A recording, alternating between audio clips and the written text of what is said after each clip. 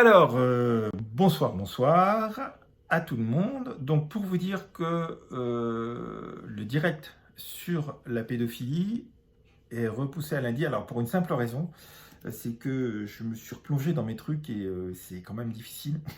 Alors, évidemment, quand je parle de mon expérience et tout, il y a la lutte, hein, donc c'est autre chose. Mais c'est quand même difficile. Et puis, j'ai décidé au dernier moment de diviser la vidéo de préparation en trois parties qui abordent trois grands thèmes différents. Et donc, si vous pouvez les voir, c'est important, ça vous donnera aussi, ça précisera déjà un peu les choses. Et il y a certainement des questions qui vous viendraient pas autrement, qui là euh, vont vous titiller vos petites cellules grises. Voilà. Donc du coup, c'est repoussé à lundi. Demain, c'est Halloween. Halloween qui tombe, qui est la fête aussi du Christ roi hein, pour les catholiques. Halloween, c'est plus maintenant un carnaval, c'est une fête celtique qui a toujours eu le sens de carnaval, de se moquer de la mort, de se moquer de ce qui fait peur. Hein. Voilà.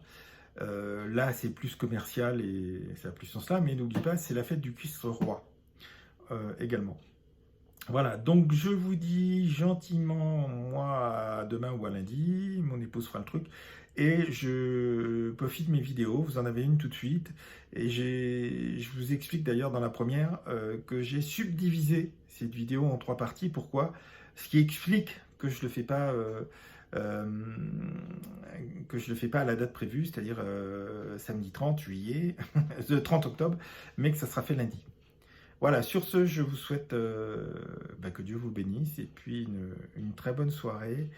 Et à tout de suite par vidéo et à demain pour les Halloweeniens. Et les Halloweenophiles. Voilà. Et non, ça n'a pas le même sens. Là. Les Halloweeniens. Et donc nous, on se voit lundi, ce qui vous permettra de voir mes petites vidéos qui sont entre un quart d'heure et 20 minutes les trois. Donc comme ça, c'est intéressant. Bonjour, Bye bye. bonsoir. Bonne soirée. On vous dit bonsoir aussi. J'espère que vous allez bien. Donc, ceci est la première vidéo concernant le débat qui va avoir lieu sur la pédophilie. Il y en aura trois, pas trop grandes parce que c'est pénible à faire, ce genre de thème. Voilà. La première vidéo, celle-là, c'est un petit peu... et c'est expliquer les différents termes, à quoi ça correspond, les déviances sexuelles, enfin, etc. La deuxième, ce sera sur la pédophilie proprement dit,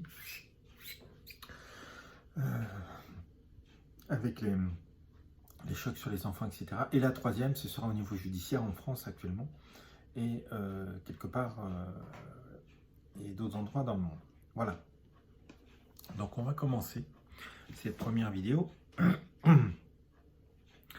par parler un petit peu des déviances sexuelles. Alors il y a différents noms, déviances sexuelles et perversions,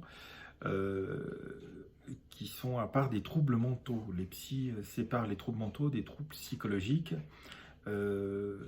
qui les casent en fait dans la catégorie des paraphilies, qui remplace, qui date du début du XXe siècle, 1903, et qui a été un petit peu redéfinie à partir des années 70, ce qui n'est pas un hasard. Et donc les paraphilies regroupent des troubles psychologiques et non pas les troubles mentaux, ce qui veut dire que les gens qui en sont victimes peuvent, victimes ou autres, peuvent être jugés. Hein, donc ça englobe aussi bien l'exhibitionnisme, le frotteurisme, qui est encore le voyeurisme, et puis des choses autres comme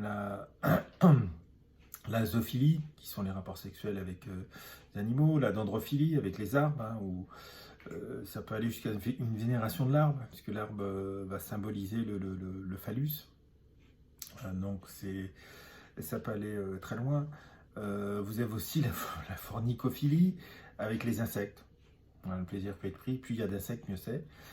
Vous avez l'autoassassinophilie, il faut que la personne soit en condition de mourir par étranglement ou même par une arme blanche, etc. Donc vous avez des tas de choses comme ça.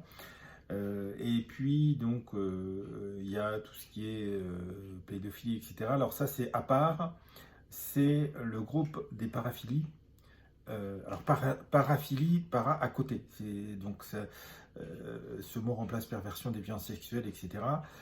Ça veut dire en dehors d'une sexualité normale. Voilà. Et il y a une partie des paraphilies qui s'appelle la chronophilie, donc chrono, ça vient du grec, hein, comme para à côté, là c'est le temps, donc qui est fonction de l'âge, les chronophilies. Bien sûr, les plus connus, ce sont les pédophiles, hein, c'est la pédophilie qui est connue, qui se divise elle-même en plusieurs choses, mais en fait, il y a tous les âges possibles et inimaginables. C'est-à-dire, vous avez donc la pédophilie qui en fait alors c'est un peu compliqué dans le sens où il y a différentes définitions. En général, on regroupe, alors mon petit bout de temps, la pédophilie regroupe donc une sexualité sur des enfants et des jeunes pubères. Voilà. Certains y intègrent, la justice y intègre aussi les jeunes plus âgés, hein, donc post-pubères, dont je vous donnerai le nom après. Voilà. Mais, parce que je vais vous développer tout ce qui est pédophilie après.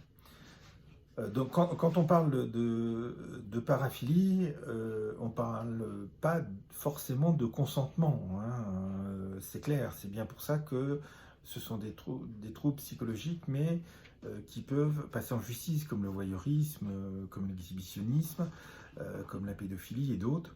Le viol est considéré aussi comme une paraphilie, hein, et pas mis dans les troubles mentaux, ce qui explique qu'on peut juger les violeurs. Voilà. Et suivant les pays, considéré comme un crime ou jugé par un tribunal correctionnel. Voilà. Ça varie suivant les pays. Bon. Mais toujours utile que, médicalement parlant, c'est considéré comme un trouble psychologique. Donc les gens, en général, dans la très grande majorité des cas, sont tout à fait atteignables par la justice, donc peuvent être jugés. Voilà. Donc c'est vraiment...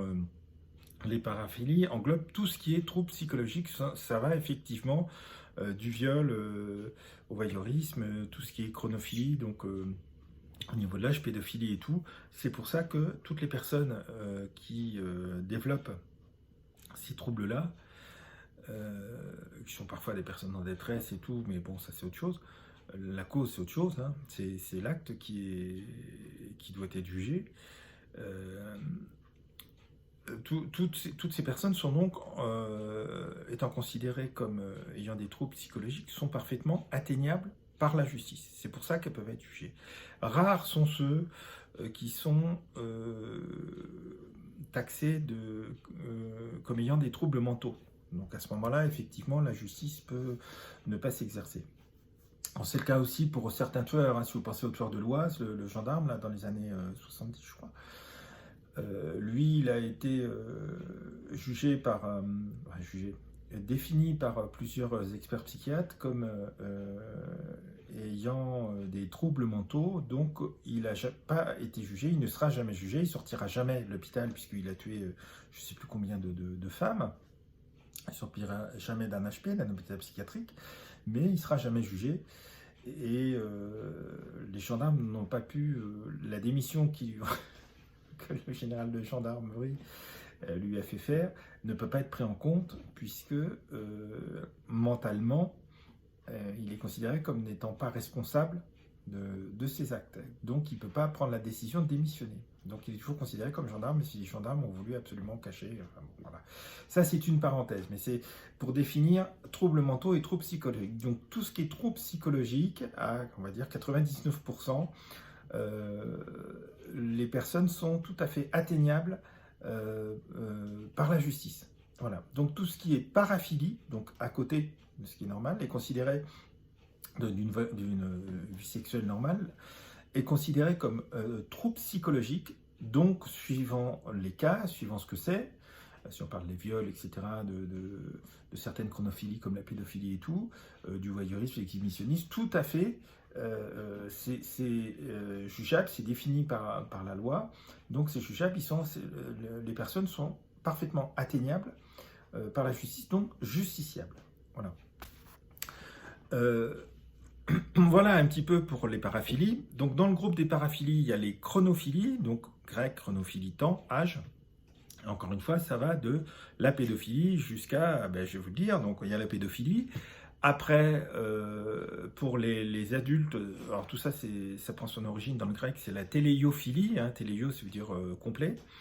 Donc c'est adulte. Alors il y a plusieurs subdivisions, c'est-à-dire que on parle aussi d'adultophilie, c'est-à-dire que les gens qui aient n'importe quel âge, ce sont des adultes, mais il y a toujours une classe d'âge. C'est comme pour les pédophiles qui préfèrent. Donc il y a plusieurs définitions. Les téléiophiles, éliminés. Les téléiophiles, qui sont les téléiophiles, donc c'est ceux qui ont une attirance sexuelle pour les adultes, mais ça dépend quel âge. Donc il y a une autre classe de définition qui veut qu'on parle d'adultophilie. À ce moment-là, la téléiophilie est définie par une attirance des jeunes adultes jusqu'au trentenaire. Et après, c'est ce qu'on appelle la mésophilie, donc pour les quadragénaires et les quinquagénaires. Voilà. Mais dans certains cas, ce n'est pas tout à fait ces définitions-là. Pour les personnes âgées, après au-delà, c'est ce qu'on appelle la gérontophilie. Voilà. Donc, ce qu'il faut bien comprendre, c'est que si vous êtes 40 ans, si vous avez 40 ans et que votre conjointe a 40 ans, vous n'êtes pas adultophile. Ça n'a rien à voir, ça. On parle de différence d'âge. La chronophilie implique une différence d'âge et qui reste toute la vie. C'est-à-dire que vous ayez 14 ans ou que vous ayez 70 ans, par exemple, si vous êtes gérontophile, vous êtes attiré par les vieillards. Voilà, que vous ayez 30 ans, etc. Donc c'est bien là où on parle de paraphilie, de chronophilie. C'est-à-dire que c'est indépendant de votre âge à vous. Dans la chronophilie, vous êtes attiré par un âge qui n'est souvent pas le vôtre, voilà, et qui est indépendant. Donc vous n'êtes pas gérontophile si votre épouse a 79 ans et que vous en avez 83. Vous êtes là vous n'êtes pas, c'est pas une paraphilie, c'est votre âge. Mais si votre épouse a 79 ans et que vous en avez 24 et que vous avez toujours fréquenté des personnes âgées, là vous êtes gérontophile. Voilà. Il faut bien comprendre que dans le cas d'une chronophilie, qui est un groupe de paraphilie, hein, on parle de grosses différences d'âge. Voilà. Et on parle également, à ce moment-là, il y a l'influençabilité, il y a tout ça, il y a beaucoup de choses. Donc voilà un petit peu comment c'est réparti. À partir des jeunes adultes complets, c'est les téléiophiles ou l'adultophilie. Et à ce moment-là, on décompose au téléiophile n'a plus la valeur de téléiophilie attiré par les adultes en général, mais désigne simplement les jeunes adultes jusqu'au trentenaire, puis les mésophiles, la mésophilie, une attirance pour les quadragénaires, les quinquagénaires. Et enfin, une attirance pour les personnes âgées, c'est la gérontophilie, ça porte aussi éventuellement un autre nom. Donc c'est un peu compliqué dans le sens où on patauge un peu dans tout ça, et suivant les pays, en particulier l'Europe et l'Amérique du Nord, il y a pour des mêmes mots, parce que ça a une origine grecque, etc., donc c'est souvent les mêmes mots, peut y avoir une définition qui joue sur la précision. Voilà. C'est-à-dire que dans certains cas, quand on parle de téléiophile, c'est une attirance pour les adultes, mais dans d'autres cas, quand on parle de téléiophilie, c'est une attirance pour les jeunes adultes jusqu'au trentenaire. Voilà. Et à ce moment-là, on va parler de mésophilie, encore une fois, pour les quadragénaires, les quinquagénaires, et de gérontophilie pour les vieillards. Voilà. Donc, je le répète, vous n'êtes pas mésophile Si votre femme a 50 ans, que vous êtes divorcé, vous cherchez une femme de 40 à 50 ans parce que vous avez cet âge-là. Vous avez 40-50 ans.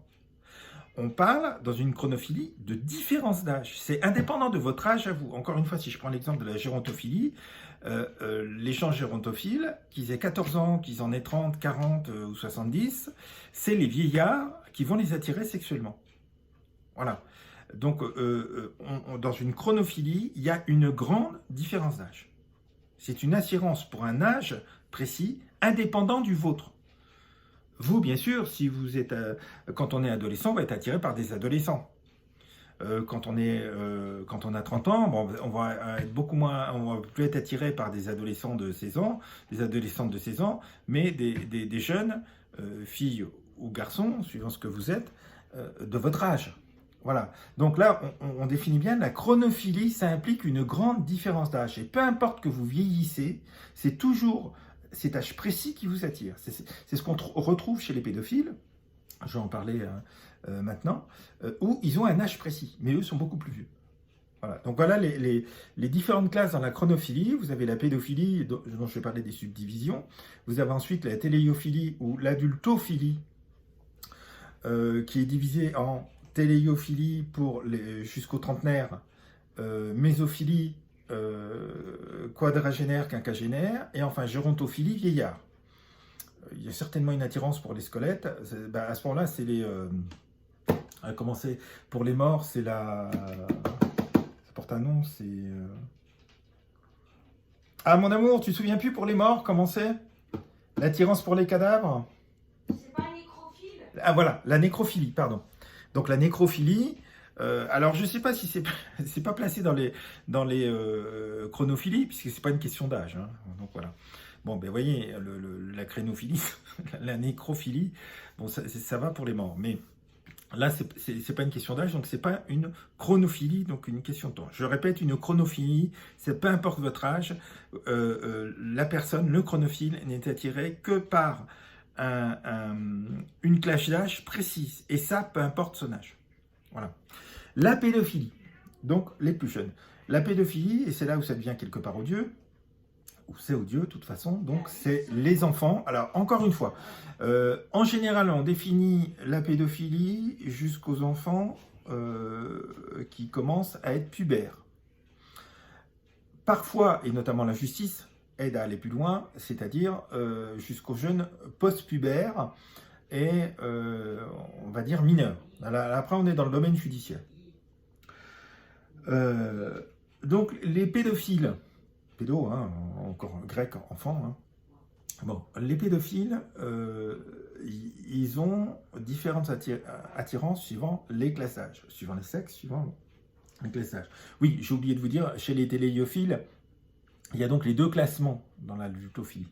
C'est-à-dire quand on parle de téléiophilie et qu'on considère pour les adultes, une attirance pour les adultes, à ce moment-là, si vous avez une attirance pour les hommes, c'est l'androphilie. Si c'est une attirance pour les femmes, c'est la gynophilie. Mais ces différences existent toujours, mais la téléiophilie, encore une fois, prend une autre définition. Quand on parle d'adultophilie, à ce moment-là, la téléiophilie, ça s'arrête au trentenaire, les majeurs jusqu'au trentenaire, et après, c'est mésophilie, quadragénaire, quinquagénaire. La gérontophilie, c'est toujours les vieillards, ça ne change pas. Pourquoi j'insiste là-dessus? Parce qu'il y a les mêmes différences de définition pour les différents âges des attirances chez les enfants, donc pour les pédophiles.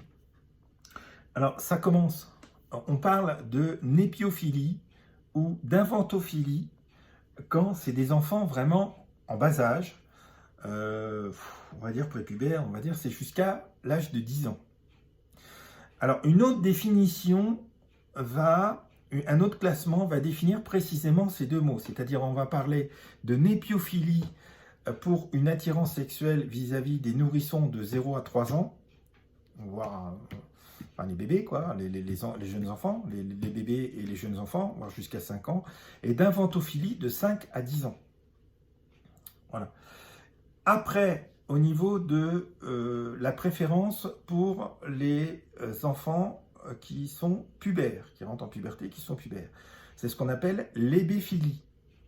Et l'attirance pour les enfants post-pubères, donc souvent 13, 14 ans, etc., jusqu'à 16, 17 ans, etc., c'est ce qu'on appelle l'éphébophilie. Il y a donc, je vous ai dit que dans le cas de la népiophilie, l'infantophilie, il y avait deux définitions possibles. La définition qui ne différencie pas, qui concerne les enfants de 0 à 10 ans, et le classement qui différencie, qui parle de népiophilie pour les 0-3 ans, enfin jusqu'à 5 ans, et d'infantophilie pour les 5 ans, 10 ans. On a la même chose pour l'hébéphilie et l'éphébophilie, c'est-à-dire qu'on peut parler à ce moment-là d'adolescentophilie, donc une attirance sexuelle pour les adolescents, peu importe l'âge que l'adontophile a, il n'évolue pas, hein. Et à ce moment-là, on va parler d'éphébophilie pour désigner les garçons adolescents ou prépubères, et d'hébéphilie pour désigner les jeunes filles adolescentes ou pas prépubères ou pubères. Voilà. Mais en général, alors c'est compliqué, hein, parce que suivant la définition qu'on met derrière le mot, on ne parle pas des mêmes choses. Même pour le mot pédophile. Donc, c'est mieux le classement qui, à mon avis, est plus récent, quand il y a une définition précise à chaque mot. C'est-à-dire, on parle de népiophilie pour les 0-3 ans, 5 ans, pour une attirance pour les bébés, les nourrissons et les très jeunes enfants jusqu'à 3 ans, 5 ans, d'infantophilie pour une attirance sexuelle vis-à-vis des 5 ans, 10 ans, d'hébéphilie pour les enfants qui sont pubères, qui rentrent en puberté, qui sont pubères, et d'éphébophilie pour les post-pubères. Voilà. Ensuite, on arrive à la téléophilie ou à l'adultophilie, hein, puisque le corps est adulte. Voilà. Donc, vous voyez, suivant à qui on parle, c'est pas la même définition, mais visiblement, la précision des définitions, des classements, tend à définir vraiment chaque mot. Voilà. Donc, vous comprenez bien que à ce moment-là, on parle d'horreur. Que ce soit dans le cas des paraphilies, la fornicophilie avec les insectes, bon, on voit bien que le mec, il a un trouble psychologique, effectivement, hein, donc il se fait soigner. Après, ça peut remonter un choc à tout un tas de choses, voilà, c'est évident, enfin, on l'espère. Dans le cadre de pédophilie, il y a forcément viol. Ça, c'est évident, puisque quand on parle de népiophilie, donc dans la définition 0,3 ans, 0,5 ans, une attirance sexuelle pour les 0,3 ans jusqu'à 5 ans, vous comprenez bien que l'enfant, il n'a pas son mot à dire. Je ne vois pas en quoi le bébé, il a une attirance sexuelle pour un adulte. Donc pour moi c'est clair, on est dans l'horreur. On est dans l'infanticide. Voilà.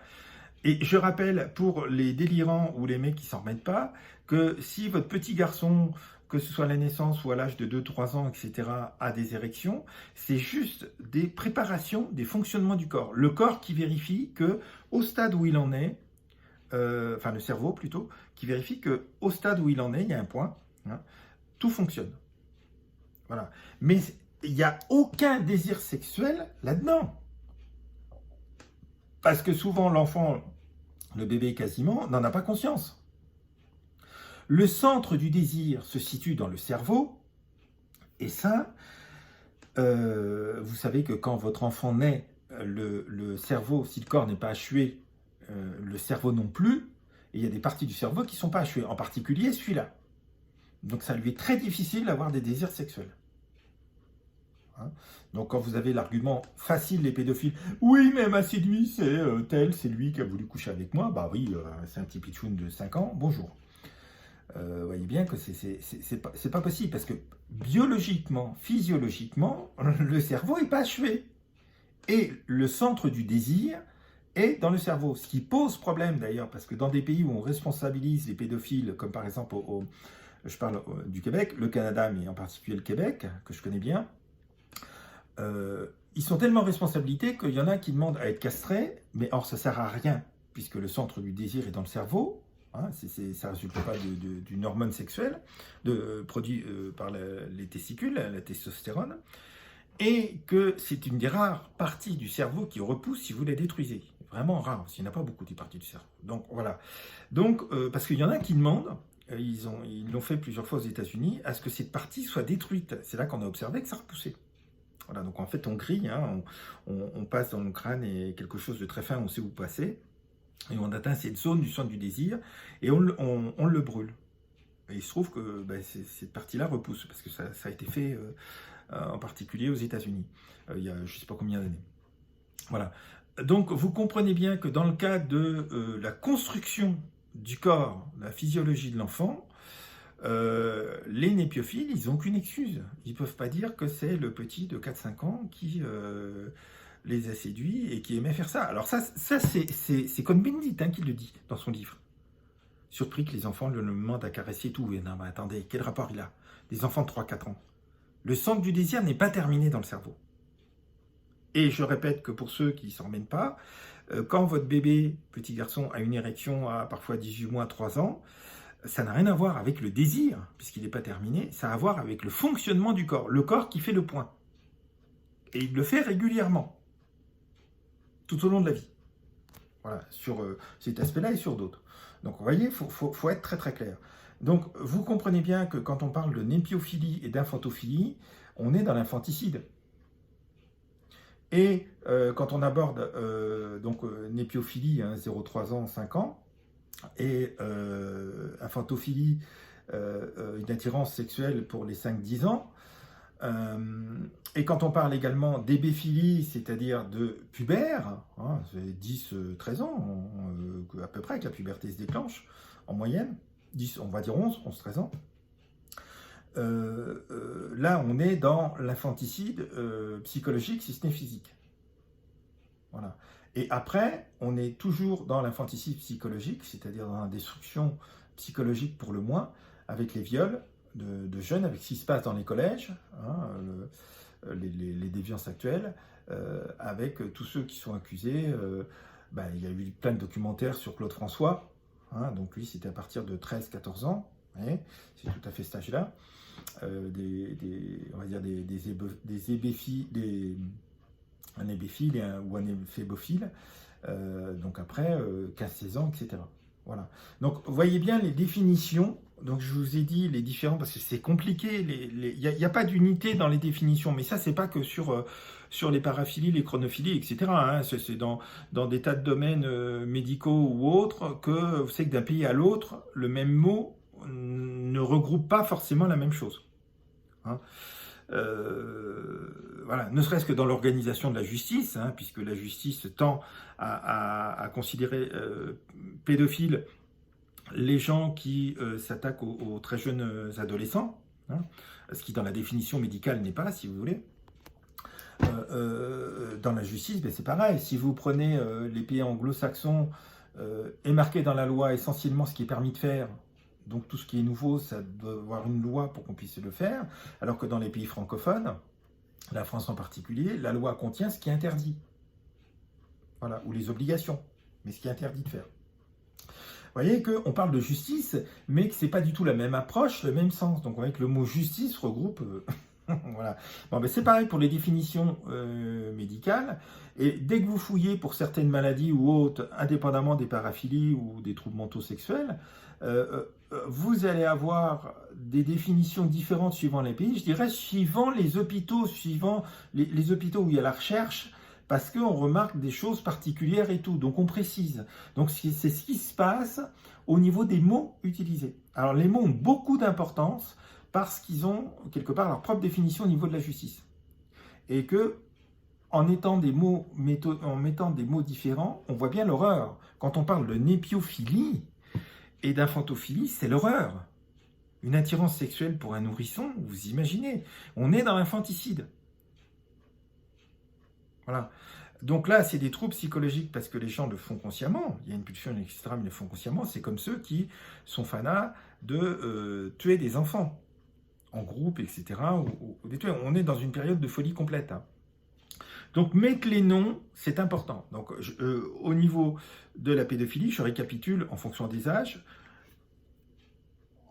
On va dire que la définition que moi j'utiliserai parmi les autres, qui est une définition reconnue, hein, c'est népiophilie pour une attirance sexuelle pour les bébés, les nourrissons jusqu'à 3 ans, voire 5 ans, infantophilie pour les 5-10 ans, hébéphilie pour les pubères, et ephébophilie pour les post-pubères. Voilà. Ce sera la définition qu'on utilisera, même si parfois ça en regroupe d'autres. C'est une définition qui est acceptée. Il y en a quasiment 2 par mot. C'est comme dans les autres chronophilies. Il y en a facilement 2 par mot. Vous avez parlé de la téléophilie, etc. Donc, mais on utilisera celle-là. L'intérêt encore d'une définition montre bien l'horreur. Quand on parle de népiophilie, d'infantophilie, on montre bien l'horreur. Voilà, ça c'est pour la première partie. À tout de suite.